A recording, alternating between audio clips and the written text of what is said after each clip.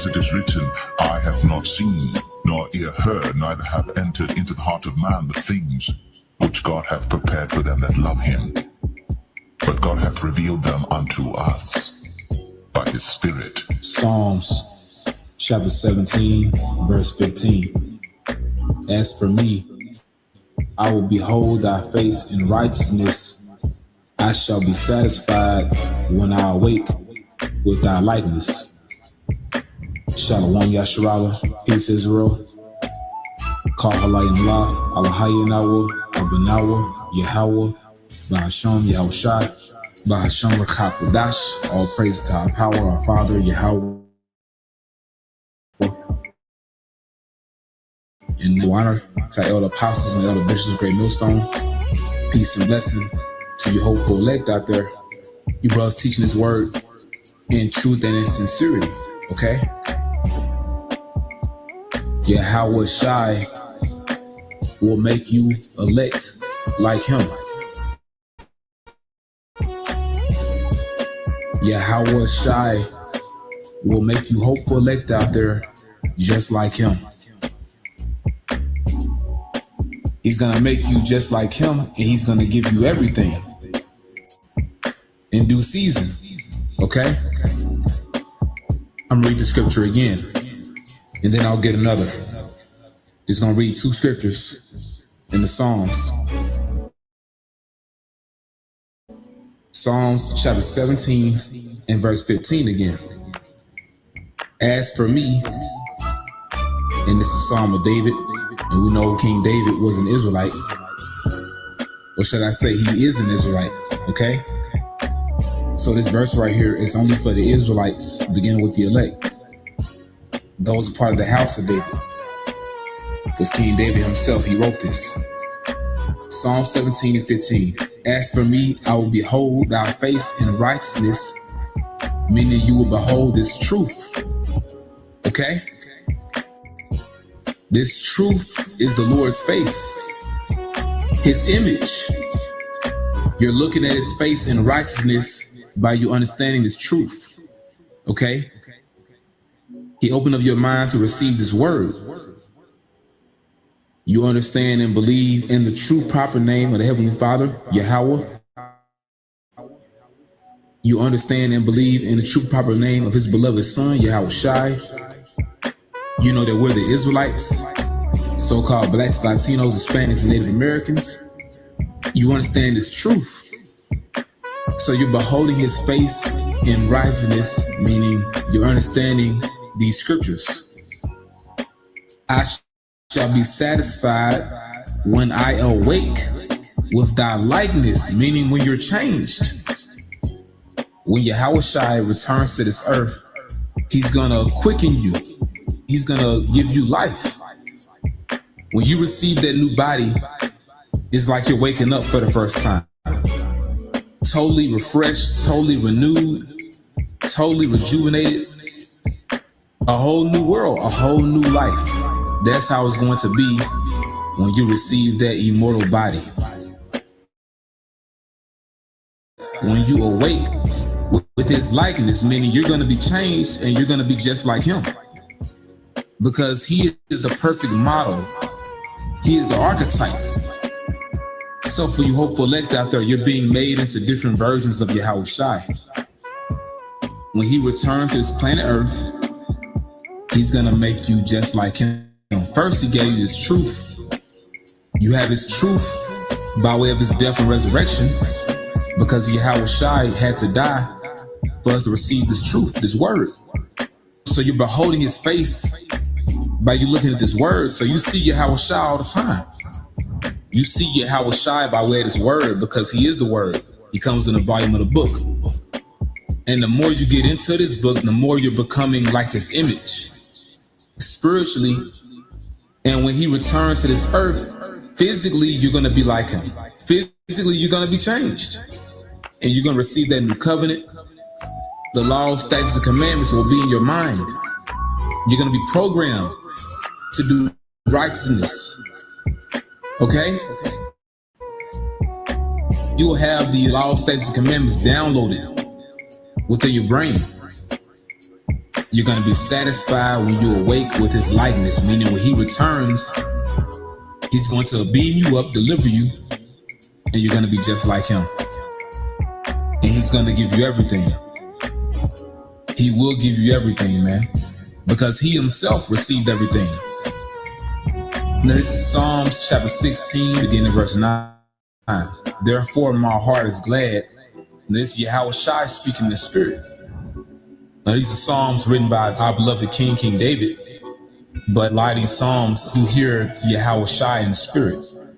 Therefore, my heart is glad and my glory rejoiceth. Talking about Yahweh Shai. Because he knew that he was going to be resurrected after his crucifixion. And he knew what glory would follow.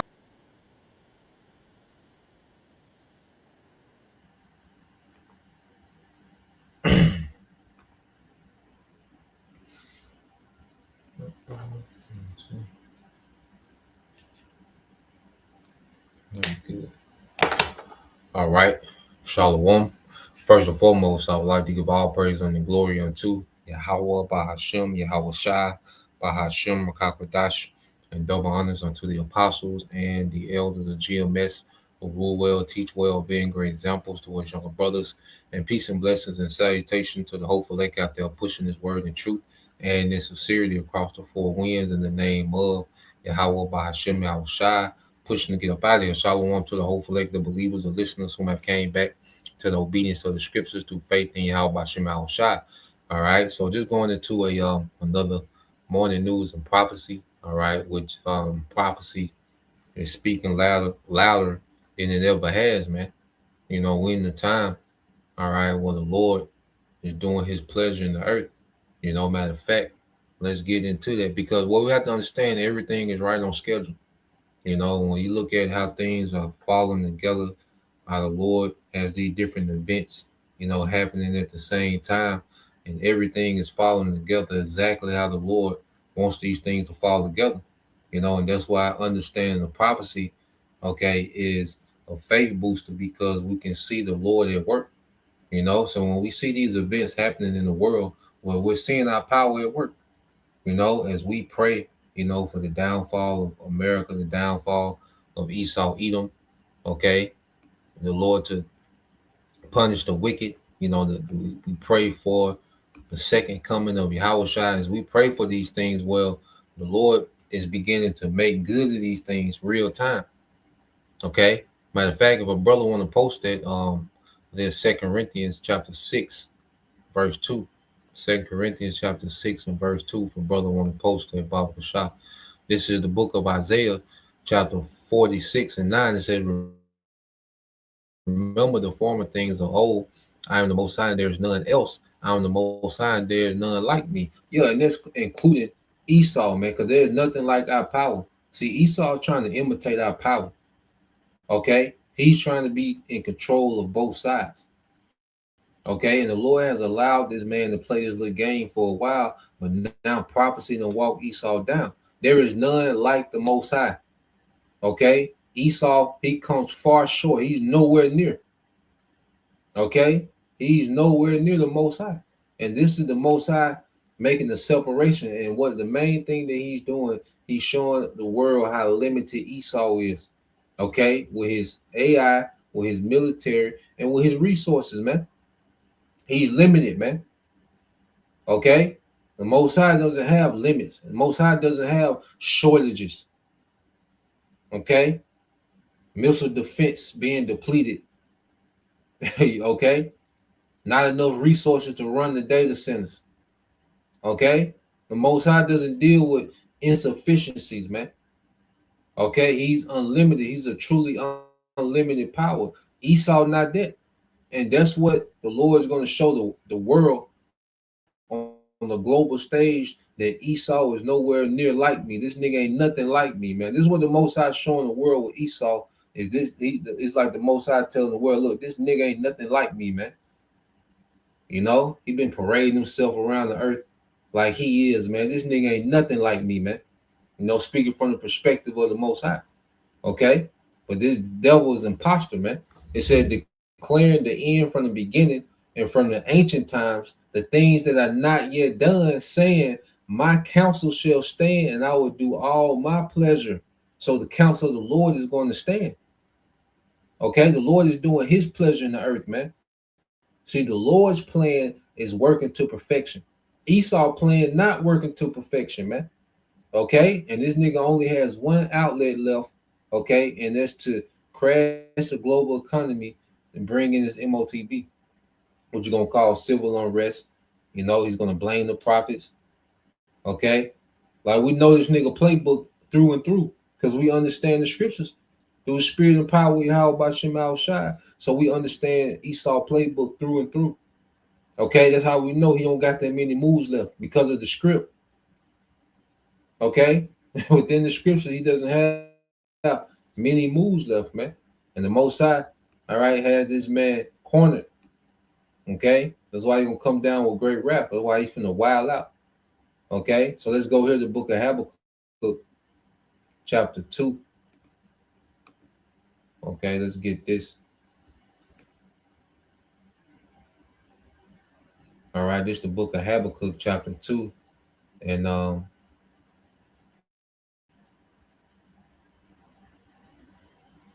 verse 1, it says, I will stand upon my watch and set me upon the tower, and will watch to see what he will say unto me, and what I shall answer when I am reproved.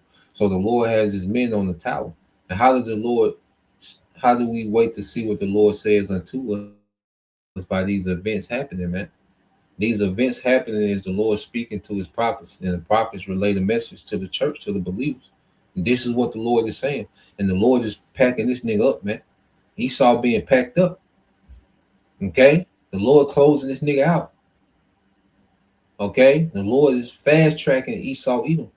Okay? Esau stepped into the trap. He took the bait. Okay? His ambition to try to be like the Most High, this new world order, this technocracy. Okay? His ambition to try to achieve that. All right? The Lord used that against this nigga, and he walked right into the trap with this war, because this war is going to end this nigga, man. Okay, it's going to keep escalating, and more countries are going to continue to pile in. Okay, and this devil going to be out of there. You see, and it says, I will stand upon my watch and set me upon the tower, and will watch to see what he will say unto me, and I will answer when I am reproved. And the Lord answered me and said, write the vision and make it plain upon the tables, that he may run that readeth it, man. Okay, so the visions that our forefathers seen, you know, they wrote it down, you know, as plainly as they could, you know, describing what they seen, you know, according to, you know, the technology of their time. Okay, that's why the missiles are described, you know, as arrows. Okay, the sound of them are like, you know, horses running, you know, to a battle. Okay, you know, he described the mushroom cloud as a scroll rolled in the heavens. Okay, so they made these things as plain as they could. All right, with the technology and, you know, the lingo of their time. Okay, and today we're able to read it and make full sense of it, because now the technology that they were seeing, it exists now. Okay, even all the way up into the sea hip. Okay, John described it as what? A charagma, a cutting of the flesh. He knew there was something being inserted. Okay, so he described it best as he could, and now we know that that's the charagma, the MOTB, the RFID micro C hip. Okay, which is the end goal for this devil. Okay, that's the end game for the devil, the way he wants the masses see him. Okay, Habakkuk 2 and 3, for the vision is yet for an appointed time, but at the end it shall speak and not lie. Though it tarry, wait for it, because it will surely come, it will not tarry. Okay, so the vision is for an appointed time. Like, for instance, like February 28th, when them devils, all right, these small hats in America began to strike Iran, well, that was already appointed from the foundation of the earth. That exact moment when these devils did what they did and started this war, well, that time was appointed before the foundation of the earth. It was already appointed. So everything is right on schedule. Okay, everything is happening right on schedule. The way that these nations are going to join this war is right on schedule. Okay, these nations are going to join. All right at the appointed time, and we see, I got some videos and it shows you these nations already swaying, okay, towards the way of prophecy, man. Okay, so at the appointed time, these nations are going to fully engage in this war.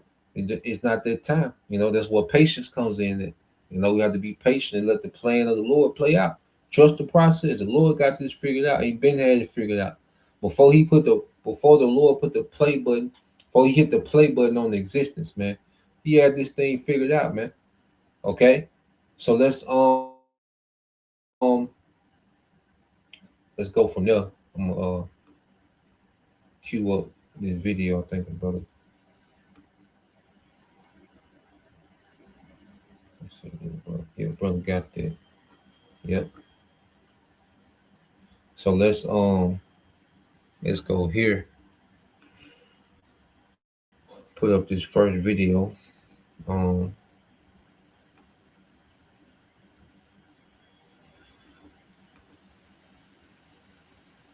and if a brother could post also, I believe it's the book of Revelation, chapter 16. And let's get Jeremiah chapter 50 and verse 9, Bob Bishop.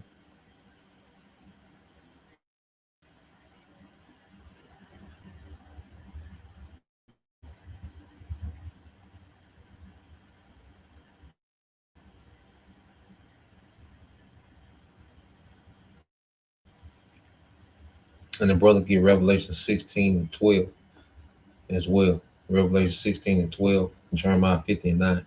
But let's read this and then we'll go into this first video of Ratazah. All right, this is the beloved brother beyond Yashala, 2 Corinthians 6 and 2. For he said, I have heard thee in the time accepted, and in the day of salvation I have secured thee. Behold, now is the accepted time. Behold, now is the day of salvation. So the Lord is beginning to hear the prayers, okay, of the saints. As the Lord put the spirit on us to repent, and return back unto him, okay.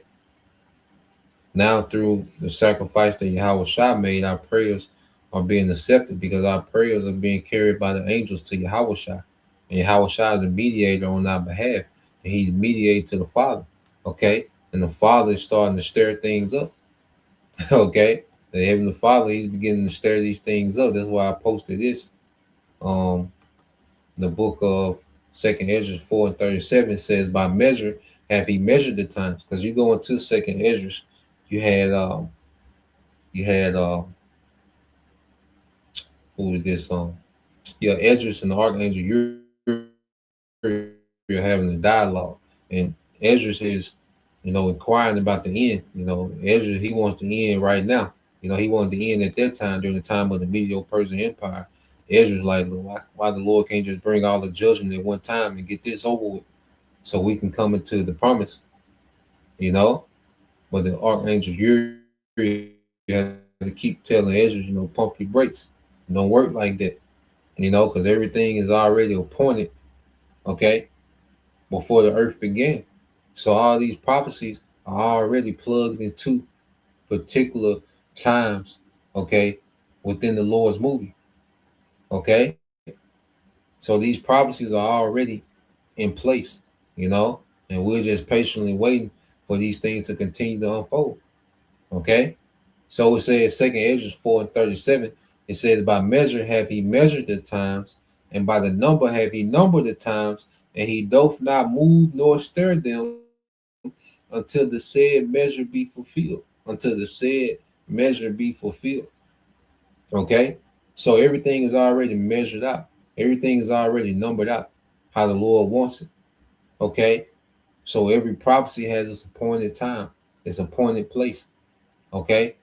But we're seeing the Lord beginning to stir things up. Okay? The Lord is stirring this thing up. All right? To cause prophecy to be fulfilled. Okay? So let's go here. So let's deal with this. Okay, this is dealing with North Korea, which North Korea has already verbalized that they with Iran. All right, and North Korea and Iran already have ties going way back. Because what happened with America, all these, because everything that these devils have done is now backfired. All these nations that they sanctions, well, these sanctioned nations, all right, have just made alliances, man. Like, you sanctioned by America, I'm sanctioned by America, you too. Okay, so all these nations just been making these alliances. Like, look, well, we sanctioned, let's just deal directly with each other. Damn the whore, let's deal directly.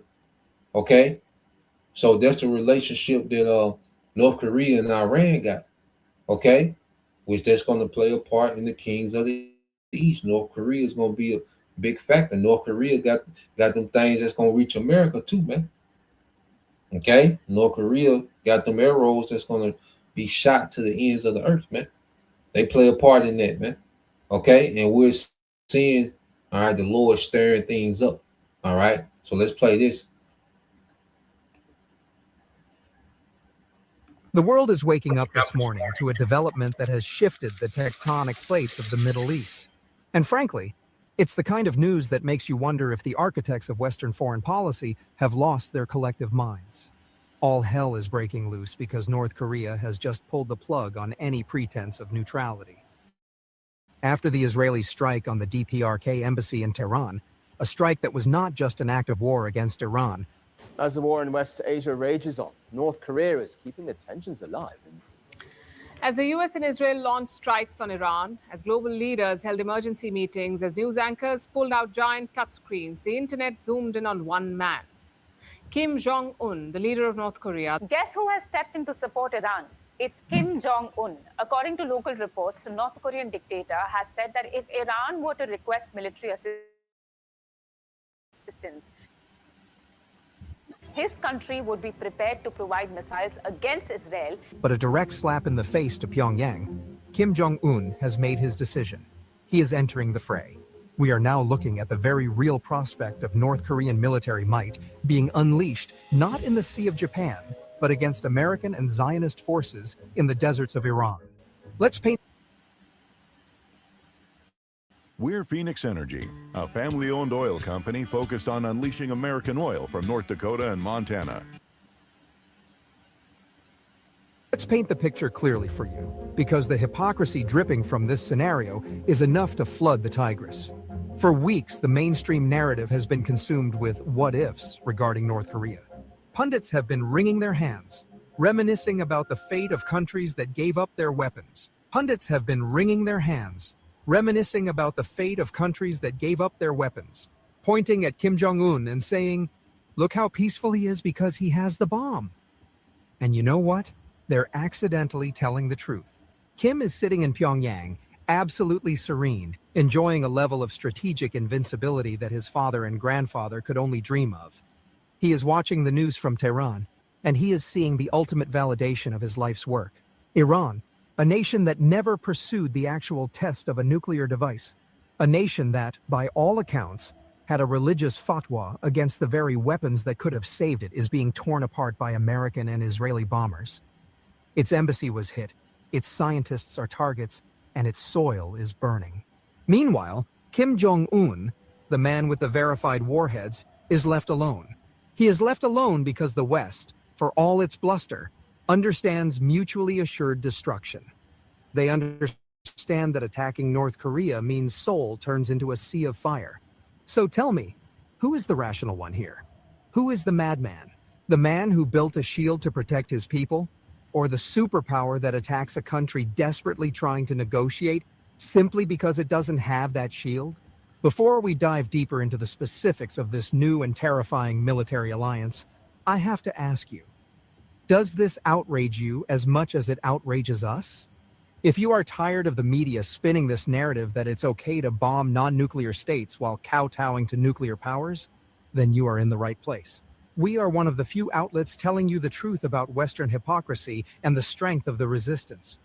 If you believe in honest journalism that doesn't just regurgitate Pentagon press releases, hit that like button. Hammer the subscribe button right now and turn on notifications. Drop a comment, it's free. Share this video far and wide. We need to get this information out because the corporate media won't tell you that Kim Jong-un is about to hand Iran the keys to the kingdom, the keys to stopping the American and Zionist invasion dead in its tracks. Now, let's get into the nitty-gritty of what entering the war actually means. We aren't talking about North Korean soldiers in formation marching through Tehran. We are talking about the transfer of some of the most deadly and sophisticated conventional weaponry that the world has seen, funneled through a partnership that has been decades in the making. When the Israeli F-35s struck that diplomatic compound, they awakened a sleeping giant. Sources are indicating that within hours of the attack, senior delegations in Pyongyang were finalizing expedited shipments.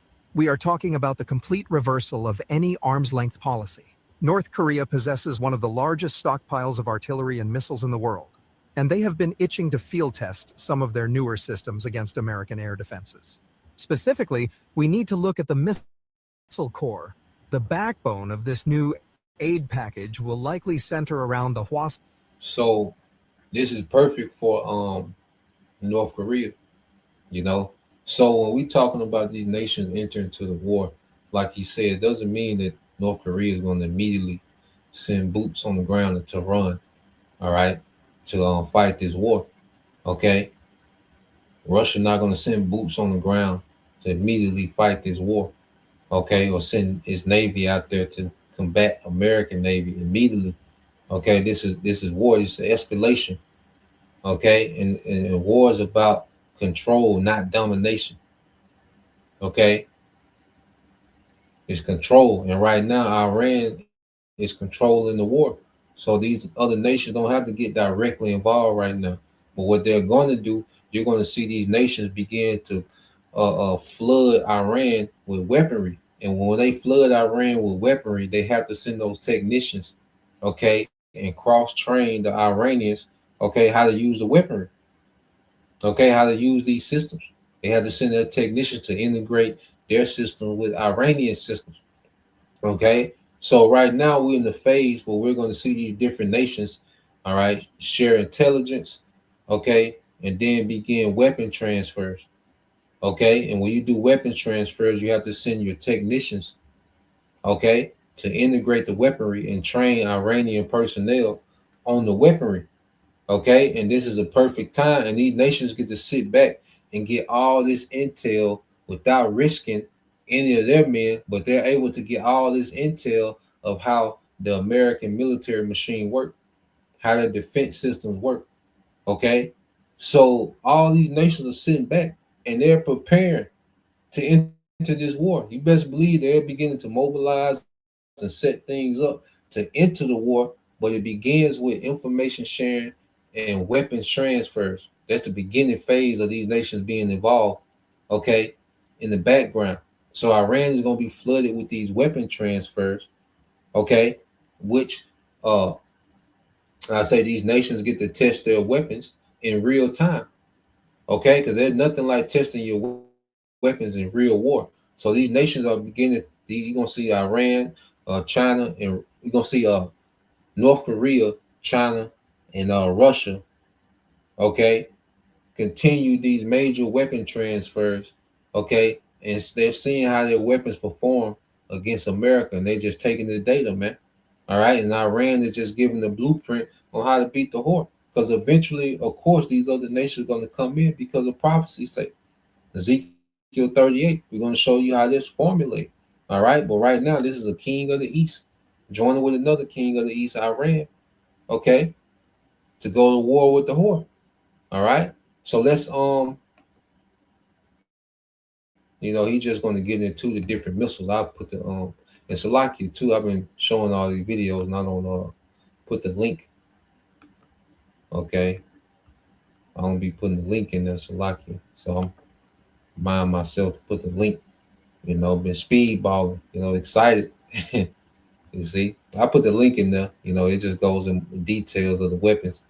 All right, the brothers is interested into that. But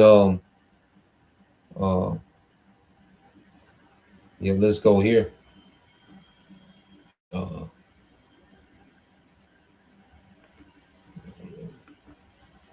All right. So when you go into the book of Revelation, chapter 6, 16, verse 12, this is the brother warriors of Yahweh 144. And the sixth angel poured out his vial upon the greater river, all right, upon the great river Euphrates, and the water thereof was dried up, that the way of the kings of the east might be prepared, man. Okay, so you have all these nations on the east of the Euphrates River. Okay, they're preparing themselves to come forth against the west, man. Okay, so everything is happening right on schedule, man. We good. We good. Hey, we way more comfortable than the elites are watching this thing play out, man. Okay, because the Lord is dismantling their shit. Well, they see that everything that they're trying to set up, the Lord is now working against it. Okay, and they're having a hard time pulling this thing off, man. We're in the we're all right, riding shotgun with prophecy, man. You see? We ride shotgun with prophecy, baby. They the least are done. You see? So let's go to this video. Now we're gonna start tapping into Ezekiel 38. So you had that happen, which these small hats, all right, allegedly they struck a North Korean embassy in Iran. Okay. And these small, because what are the small hats? What is their role? To draw them out, to keep drawing. They don't drug America into this war. Now they're just drugging all these. They're dragging all these other nations into war. The small hats, get that. Jeremiah 49:20. Let's get that. Okay.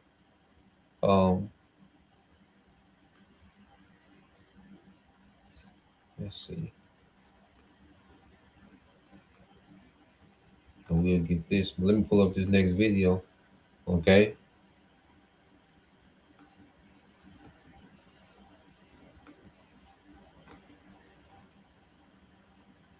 So let's get this one.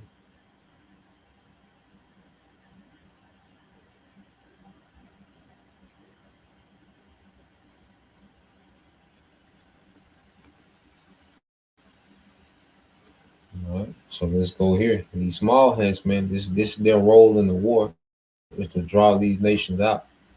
Okay, because these small hats, they think they're going to merge out of this and have a greater Israel project and have a technocracy. Out of all this mess, they think that's what they finna establish, man.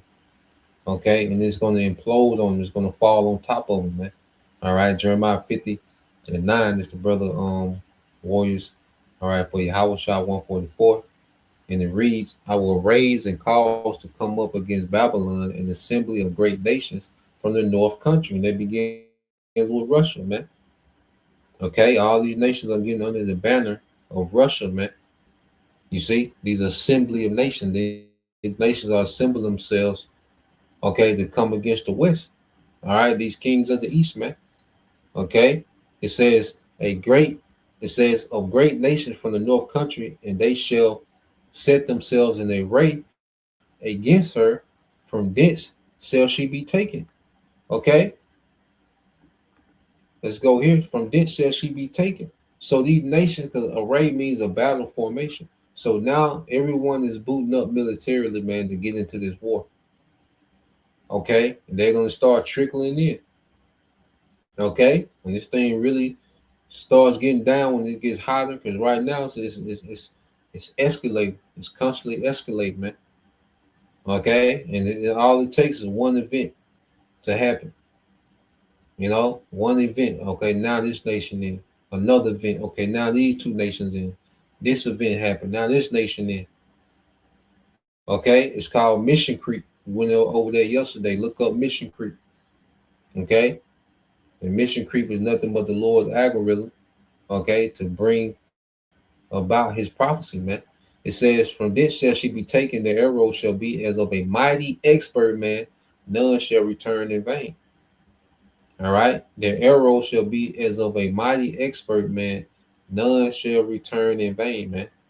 Okay, so none are going to return in vain. These missiles, man, they're going to be of a mighty expert, man. They're going to hit specifically the target, all right, that the Lord intends, all right, for these weapons to hit, man. Okay, to turn America into a desert, because that's the end game to all this, man. Okay, and they're trying to do, you know, I I was looking at BlackRock and what they got going on, man. This shit's so confusing. You know, like what BlackRock trying to look into it. I try to keep up the money a little bit, man, but what them niggas got going on, man, I ain't understand what the hell them niggas. That's why I say the Lord just finna eradicate all this tacky shit Esau got going on, man. Okay, the earth is overly confused under the rulership of Esau Edom, man. Okay, that's why it's known as Babylon the Great. Babylon going to confusion, man. This place is great confusion, man. You know, and the Lord just finna break this place down, man. Okay, so let's play this. And like I say, brother can post that Jeremiah 49, all right, and 20. Because remember, the Small had supposedly hit a North Korean embassy in Iran. Okay, so now it's saying that they hit, all right, a diplomatic a Roman. I mean, it's like a Roman, a Russian, all right, diplomatic building in Iran as well. Okay, the Small Hats, and all this is going back to the Small Hats, man. The Lord really got these niggas isolated, man, and got the spotlight on these niggas, man. Okay, because he finna erase their memory from under heaven, man. Confirmed. Russian President Vladimir Putin appears to be moving to directly enter the Iran-Israel conflict, just days after holding a high-stakes phone call with US President Donald Trump. Reports suggest that Putin is furious after a suspected Israeli strike hit a Russian-operated facility in an Iranian city known to host a sensitive nuclear site. According to the Kremlin, the explosion was so intense that windows in the Russian compound were blown out, with several people inside the building thrown off their feet. In response, President Putin personally reached out to his Iranian counterpart, holding an urgent call to solidarity and coordinate the next course of action. On March 10th, sharply condemned what it described as a joint US-Israeli strike that caused severe damage to Russian diplomatic site in Iran, accusing both nations of crossing dangerous new red lines. The incident reportedly took place in the Iranian city of Isfahan, where the Russian consulate compound sustained visible damage amid heavy shelling and ongoing cross-border fire linked to the wider regional war. Moscow's foreign ministry officially confirmed on March 8th that a Russian consulate building in Isfahan was directly hit during the attack, an unprecedented escalation that has further inflamed tensions between the involved nations. The Russian foreign ministry spokesperson said, quote, on March 8th, in the Iranian city of Isfahan, as a result of an attack on the governor's administration of the province of the same name located nearby, the Russian consulate was damaged. Windows were shattered in the office building and residential apartments, and several employees were thrown by the blast wave. Fortunately, there were no casualties or serious injuries. Unquote.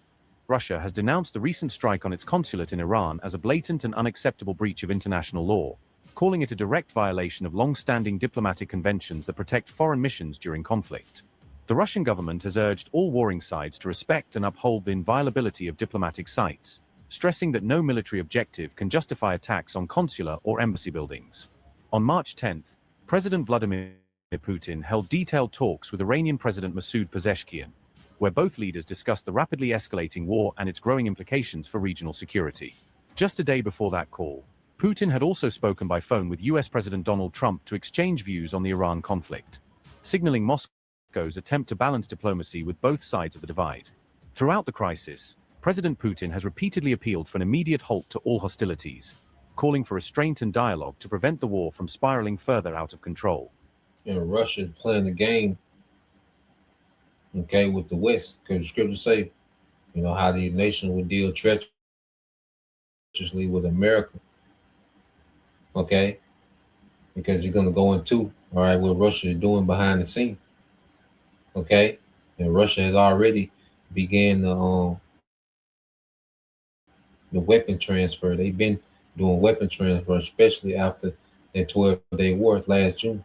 Okay. Yet, despite those calls for peace, multiple reports suggest that Russia has been covertly sharing intelligence inputs and battlefield reconnaissance with Iran's military, deepening speculation about Moscow's real position in the war.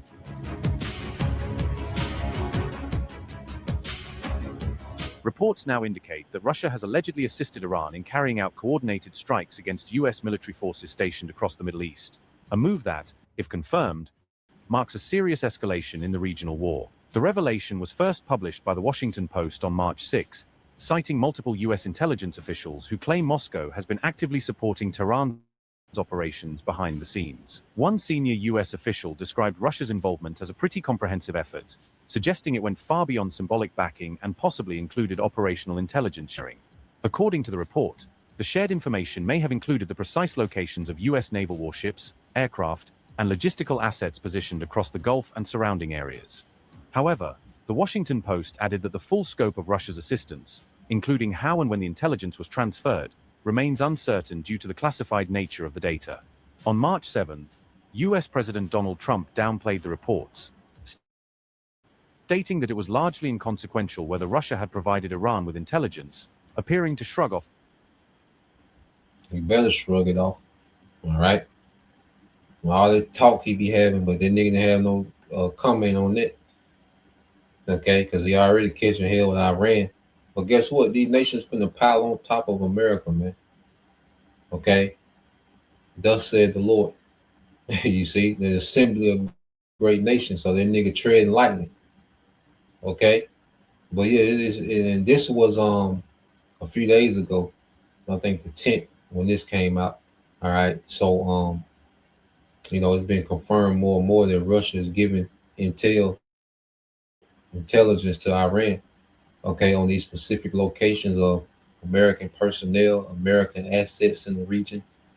Okay, that's why, you know, even down to the movements, the live movements, okay, of American personnel and assets. Okay, and they're already doing weapon transfer. So Russia is, you know, involved in the back. And they're going to come in fully. And remember, Iran is handling business, man. Iran, you got to understand what Iran is doing at one time. And people act like, you know, like I say, when America do the smallest thing, everybody just go crazy. Like, oh, America, man, it's big. You know, everybody just become these cheerleaders for America. They do the smallest thing. Oh, but look at what Iran is doing. Iran is going to war with two sovereign nations, $2 quadrillion militaries. Okay, with all this technology, man. You see, and they got their foot on the world economy through the Strait of Hormuz. Okay, so it's like Iran is choking out. Okay, the small hats with their left hand. They got their foot on the Strait of Hormuz. All right, and then they're battling America with their right hand, the other hand, man. So Iran is holding it down. They're doing what they're supposed to do. They're the first nation to jump out there, the kings of the East, and they holding it down. And now these nations are just supporting in the background with intelligence and weapon transfers. Okay? And eventually the Lord is going to have it where things happen to where these other nations are going to have to come in. Certain events are going to happen, and these other nations are going to keep trickling into this thing, man. Okay, to fulfill prophecy. Okay. Now, even before this war, I want to go back. This is about a week and some change ago. Before this war, this is what these small hats was on. Okay. When you go before this war, because remember, the small hats, they allegedly struck a North Korean embassy. Okay. And we just watch how they allegedly struck a Russian facility in Iran. Okay, so these small hats are doing exactly what they're supposed to do. Okay, which is draw everyone out, which we're gonna get that. Let me pull this up, and then we'll get that. All right. And this is before the war, you know, so you're gonna hear her talk about things. This is before the war. Okay, but this plays into prophecy, showing you how everything is right on time. Because out of nowhere, you know, the small hats are becoming hostile to Turkey, showing you that it's the Lord will that work. It's the Lord's master plan that's coming to pass, man. And at least their agenda finna be triumph, man. It's finna be stomped out. Okay? And the Lord just left this nigga one avenue open for their MOTB. Because that's the only avenue this nigga got, is to shut the economy down and implement the MOTB. That's his last avenue. That's his last card in his hand. That's it. He ain't got no more cards after that, man. Okay? So let's Let's get this precept. All right, this is from the brother GMSDC Taza Dr. Yara. All right, Yara 144K. So this is Jeremiah 49:20. It says, therefore, hear the counsel of the Lord that he have taken against Edom. See, the Lord has a counsel against Edom. You see, that's why everything is working against Edom right now. The Lord has a counselor against Edom. Okay? No matter what Esau got planned, the Lord got a counsel against this nigga, man. Okay? Only thing Esau can do is fulfill his last, these last few prophecies, man, which when you go to the MOTB, that's tied to the civil unrest and Jacob's trouble and the persecution of the prophets. It's all tied together, okay? Because he's going to try to bring about the MOTB to bring stability. You know, he's going to present the MOTB as a solution and stability and peace and salvation, a pseudo salvation, man. Okay, so the civil unrest, you know, the famines and all that thing is all this attached to the MOTB. So like this is Jeremiah 49:20. Therefore, hear the counsel of the Lord that he have taken against Edom, and his purposes that he have purpose against the habitations of Teman. Surely the least of the flock, okay? Surely the least of the flock shall draw them out. Surely he shall make their habitation desolate with them. Yeah, because it's Amalek. Amalek is making these moves. It's going to get all these missiles sent to America, man. Because Amalek is stirring up all this shit in the world. Okay, they're the problem of the world. Amalek is being, see, the Lord got Amalek, the spotlight on this nigga, the problem of the world, man. When you look at this conflict, these niggas is at the core of all this conflict that we see happening, man. Okay, we just seen that with North Korea. We just seen that with Russia. Now we finna play a video with Turkey. The goddamn small hats, man. Okay, so the way the small hats moving, they're gonna draw all these superpowers in this war, and these nations are gonna eventually, it's gonna escalate to nuclear, and they're gonna send all these missiles to America, man. Okay, which is gonna make America desolate, a desert, man. All right, so let's play this.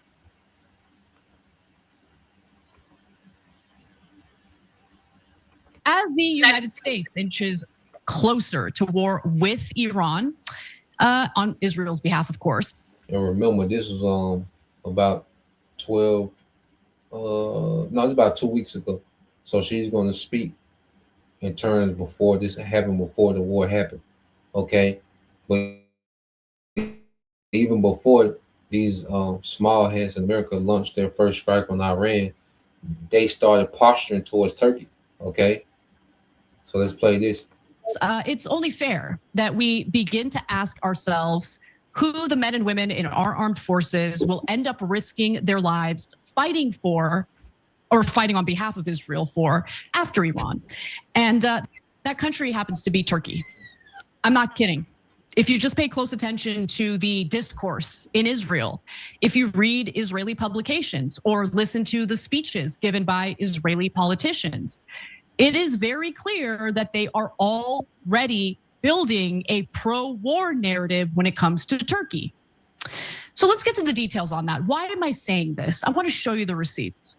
So while addressing a conference of presidents of major American Jewish organizations in Jerusalem, Naftali Bennett, the former prime minister of Israel, who plans on running for that position again, said this: Turkey under President Erdogan poses a new strategic threat to Israel.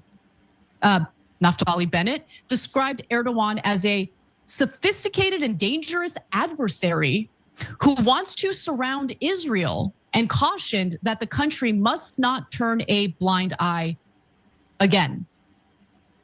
When has Israel ever turned a blind eye to anything? Israel sees monsters where they don't exist. But let me just be very clear. These are the beginning stages of what at some point, it could be 5 years from now, it could be 10 years from now, who knows, it could be next year. They are setting the stage for the United States to go from one disastrous war in Iran to another disastrous war against Turkey. Now, you might be thinking, Anna, you're crazy. Like, you're being hyperbolic, you're being insane. Turkey is an ally to the United States. By the way, I've got no love for Erdogan, obviously. Okay, I've got love for the Turkish people, but government of Turkey, no, I don't have any love for them. So I want to be clear about that. But I also don't want to go to war with them. That would be disastrous. But despite the fact that Turkey is considered a NATO ally, a G20 country, it doesn't matter.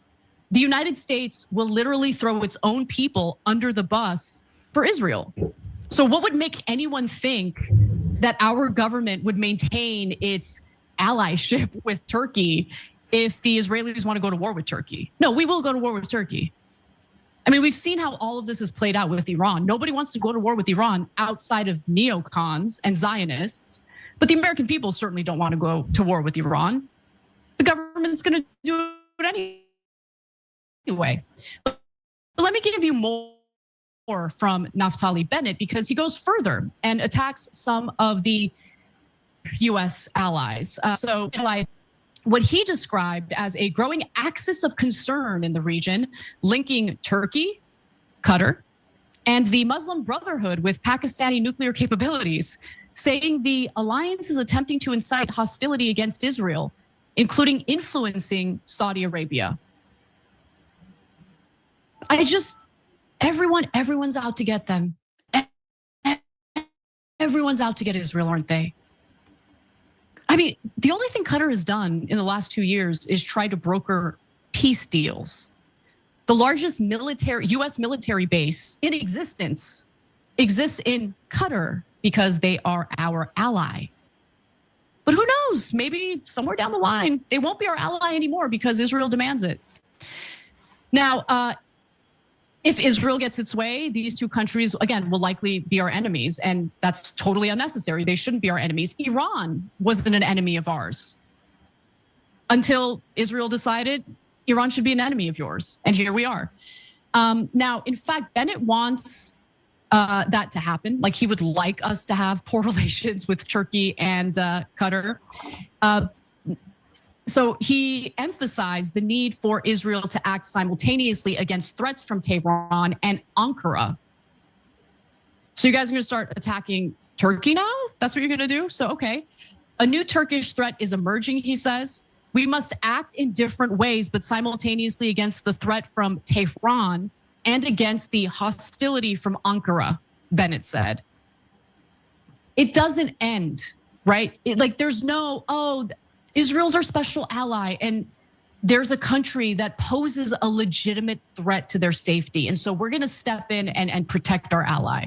No, it never ends. It never ends, because what Israel wants is more than just protection. They want to expand. And in order to do that, there can't be any competition. There can't be any powerful country in the region that could serve as an obstacle to the Greater Israel Project. So again, they've got their sights set on Turkey. So Bennett intends to be Israel's next prime minister. He is already dropping hints that he intends to run. And I wanted to make that point because usually there's a lot of attention on. And everybody talking about the Greater Israel Project, so they calling out Turkey, Qatar, all right, the Saudis. Okay, because these devils, they in their mind, they just finna take the blessing. They finna take some. They just finna take the blessing. They finna go to war with the earth and take the blessing. Establish themselves in this technocracy. All right, see-hip everybody. Okay, and ride off into the sunset, man. Not gonna work like that, man. Okay. You see? And all they're doing is activating all these prophecies that was appointed before the world was. These prophecies was appointed before it was a goddamn Edomite. Okay, these prophecies was already set in place before Esau existed. Before there was a nation of Edomites, these prophecies was already set in place, man. Okay, the Lord has just been allowing Esau to work within these prophecies and prosper within his wickedness, man. But now the counsel of the Lord is against this nigga, he done. Okay, so let's go from there, because that's North Korea, the kings of the East, one of the kings of the East, Russia, okay, which is part of Ezekiel 38. All right, Turkey, which is part of Ezekiel 38. Okay, and now we're gonna segue to the Arabs, but let's go to Ezekiel 38. Okay, let's just read through it. Okay, let's go to Ezekiel 38. All right.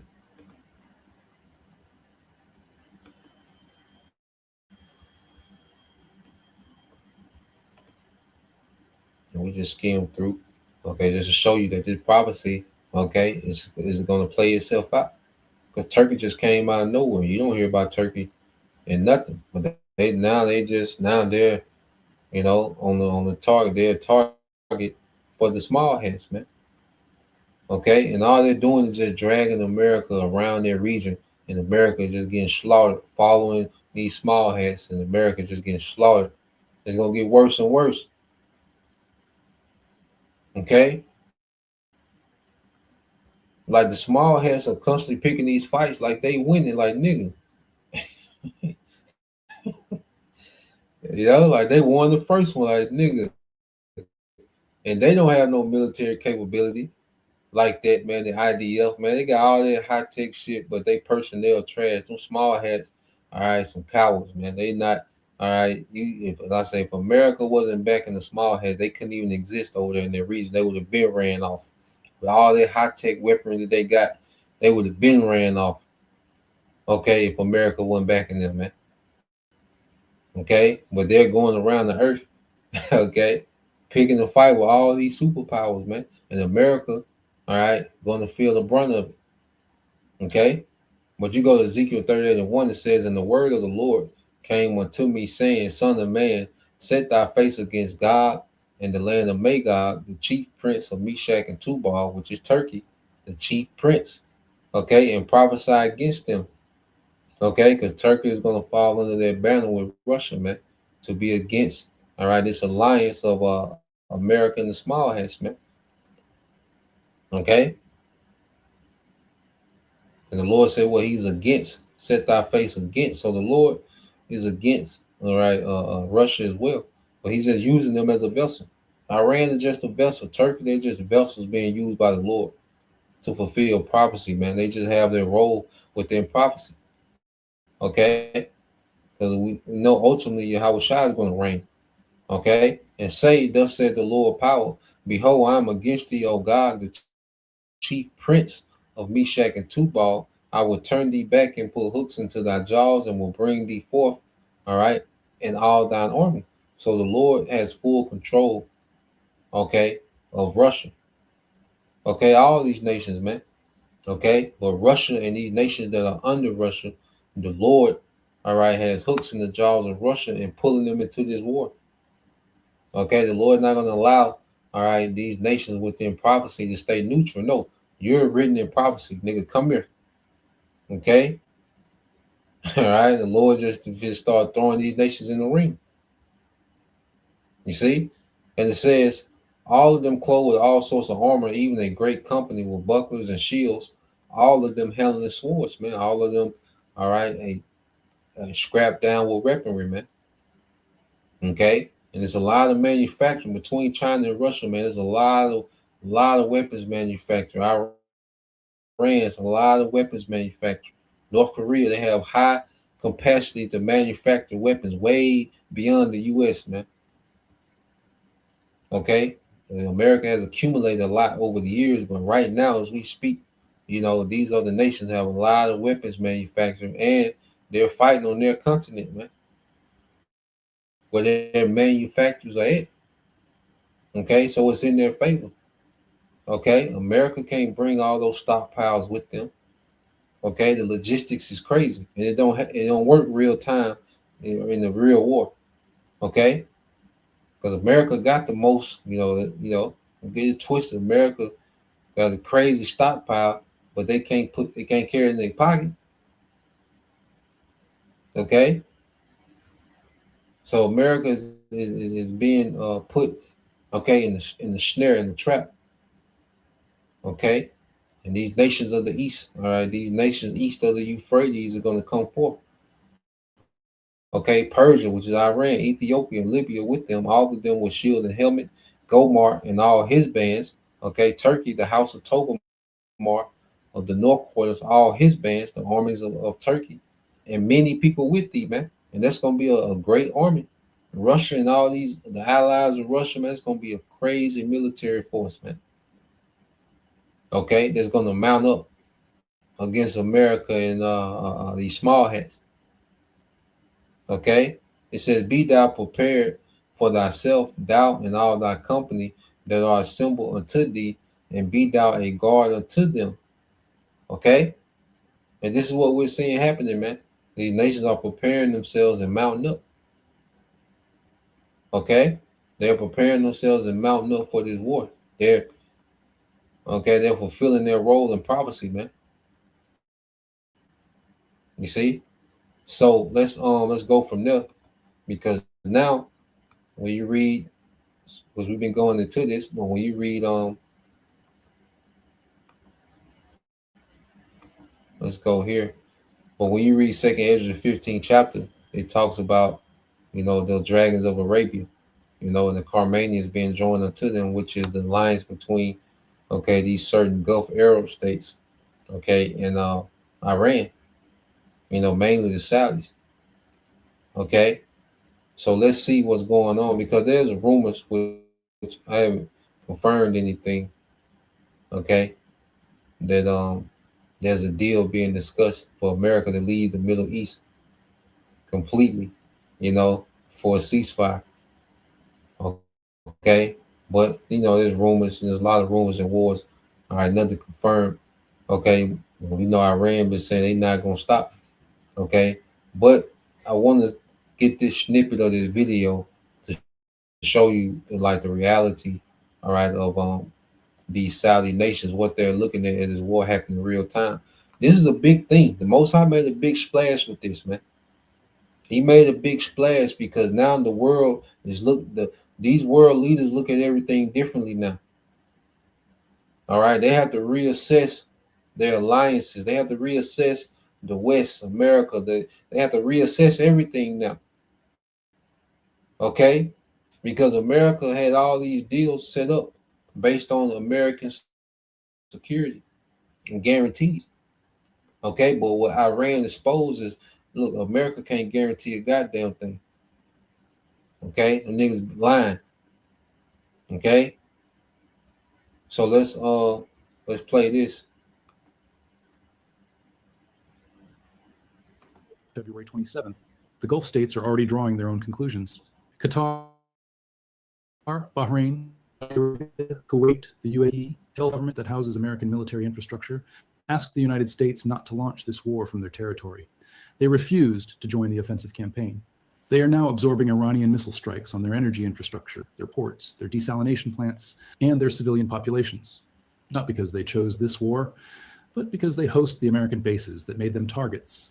Their patience is not unlimited, and their calculation about who to align with in a post-war Middle East is already shifting. Saudi journalist and analyst Faisal Abbas noted this week that what is happening in the Gulf will not stay in the Gulf. The food crisis, the energy crisis, the regional destabilization, it will spread globally. And when Gulf governments look at the strategic landscape after the shooting stops, whenever that is, they will see an America that promised to protect their shipping and could not escort a single tanker through Hormuz, that promised overwhelming military superiority and is running low on interceptors after 13 days, that launched a war from their territory without their consent. On the other side, they will see China, whose vessels are the only ones moving through the strait with any degree of regularity, whose diplomatic envoy was dispatched to the region within days of the war starting, and whose technology companies are not on any Iranian target list. The Gulf is not going to announce a pivot to China while American bombs are still falling on Tehran. But the strategic math underneath the alliance relationships is being recalculated in every Gulf capital right now in real time. If the United States exits the Middle East, whether by negotiated withdrawal or exhausted retreat, the security architecture that replaced American protection will not look like what preceded it.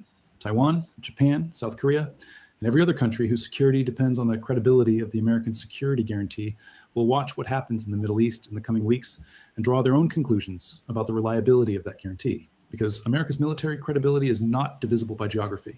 If the world watches the United States negotiate the withdrawal of its Middle East bases under fire from a country it attacked 13 days ago, if that is the outcome of Operation Epic Fury, the question that every American ally in every region will ask is the same question. If they did it here, what does that mean for us? Here is what the world looks like the day America announces it is withdrawing from the Middle East, not the day after, not a year later, the day of the announcement. Oil markets go into shock, not because of supply disruption, which is already priced in, but because the security architecture that has guaranteed Gulf energy exports since the 1970s has just been formally dissolved. Every long-term oil supply contract between Gulf producers and Asian, European, and American buyers was written on the assumption that the U.S. Fifth Fleet would be stationed in Bahrain permanently, that the U.S. Air Force would operate from Al Udeid indefinitely, that American military power would be the backstop guarantee that kept the Strait of Hormuz navigable for global commerce. The day that assumption is formalized as false, the pricing of every barrel of oil that has ever passed through Hormuz needs to be renegotiated. Every insurance contract, every shipping rate, every energy futures position. Taiwan watches. Its security, its political independence, its very existence as a self-governing entity rests on the credibility of the American commitment to defend it against Chinese military pressure. That commitment is not written into a formal treaty. It is maintained by the belief, shared by Taipei, Beijing, and every government in Asia, that the United States would pay whatever military cost is necessary to prevent Chinese military control of the island. The day Washington negotiates a military exit under Iranian fire, Beijing does its own calculation. The calculation is not that America has become weak. It is that America has demonstrated a threshold for acceptable cost. And that threshold is lower than previously understood. Japan, South Korea, NATO's eastern flank. Every security partner America has built its global order around for 80 years, watches the same thing and asks the same question. Britain is already at a disadvantage. Its RAF base. So America's credibility is being shattered around the world. This is a major splash because there's a lot of things, okay, within, this American empire is based off Americans' credibility and guarantees of security, okay? But now that's been shattered in these 13 days. So everybody's reassessing, okay, their alliance with America, okay? And Putin is looking like the strong man in the situation, okay? And the Lord got it set up like that for the sake of prophecy, man, okay? So let's go here.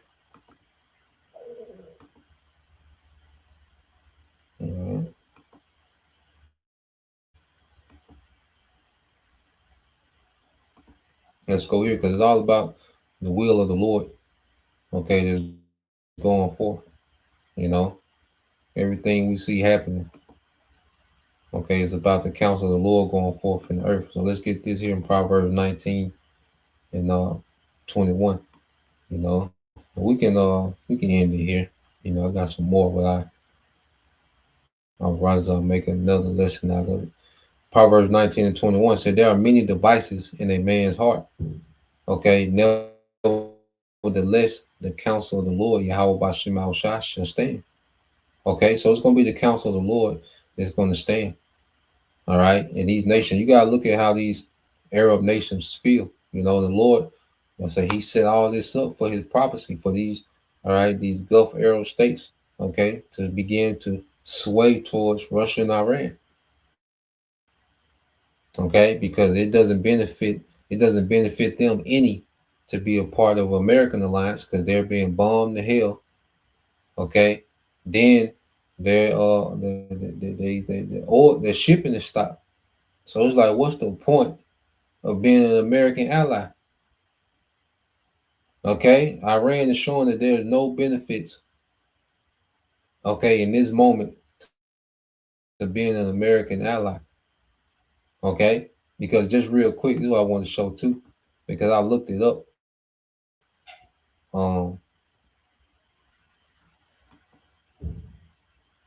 I looked it up real quick.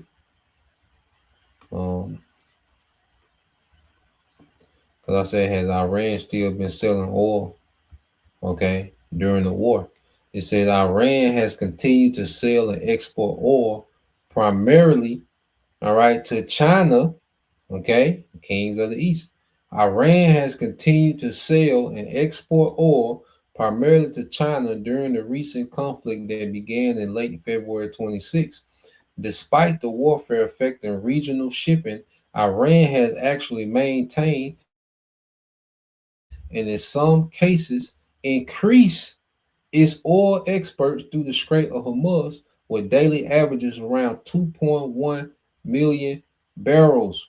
Okay, primary destination. China remains the main buyer, receiving millions of barrels of Iranian crude despite U.S. sanctions. Okay, Iran has managed to ship at least 11.7 million barrels of crude oil, okay, through the Strait of Hormuz since February 28, 2026. Okay, so Iranian, all right, crude oil is still moving to China. And these Gulf aerostates, they're looking like, okay, we're being attacked, we're not protected. Okay, all the THAADs is going to the small hats, all the projectiles is going to the small hats. Can't move no oil. So what's the point of being an American ally? Okay, so these nations finna flip, man. It's the will of the Lord, okay, that's going to prevail, man. Reading this again, Proverbs 19 and 21. There are many devices in the man's heart. And Esau, he got many plots and schemes that he's, doing in the background, okay? Nevertheless, the counsel of the Lord, Yahweh Shema Shai, that shall stand. Okay, so the Lord's counsel is going to stand against the schemes and devices of the devil. Okay, all these little agreements, and that's another thing too. All this, NATO and the Article 5, and the nation, NATO nations gonna go to war for you. All this out the window. That's gone. Okay, prophecy show you what the alliance is gonna be. All this NATO, all these little groups, and all this shit that Esau got established, and all these little groups and blocks, and all this is done away with, man. Okay, all this torn down. None of that exists anymore. Okay, UN and all this gone. Okay, these nations finna do what prophecy say they're gonna do. So all this paperwork that Esau got these nations bound to, all this done away with, man. We're operating on prophecy now, man. So that's the point. Lord will. All right, you brothers.